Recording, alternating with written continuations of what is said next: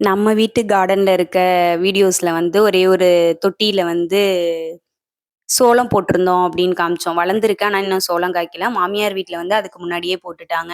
அங்க வந்து சோளம் வந்து காய்ச்சிருச்சு. நாங்க வந்தோனே பறிக்கணும் அப்படின்னு தான் வந்து விட்டு வச்சிருந்தாங்க. நாங்க வந்து இப்போ லீவுக்காக வந்திருந்தோம். ஒரு 3 டேஸ் லீவு கன்டினியூஸா ஒண்ணு இருக்கு இல்லையா? அதுக்காக.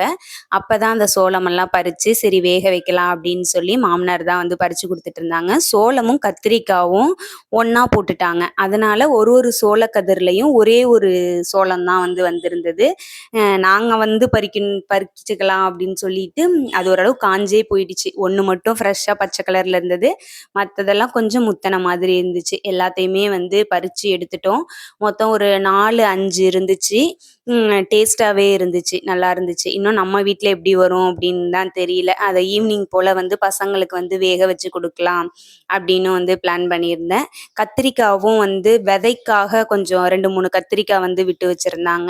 அதுலயும் நம்மளும் ஒரு கத்திரிக்காய் எடுத்துட்டு போய் நம்ம வீட்லயும் கத்திரிக்காய் செடி வளர்க்கலாம் அப்படின்னு பிளான் பண்ணியிருக்கேன். சோளமும் வந்து உரிச்சு எடுத்தாச்சு. கடைசியா வேக வச்சு பசங்களுக்குமே வந்து குடுத்துட்டோம். Thank you friends.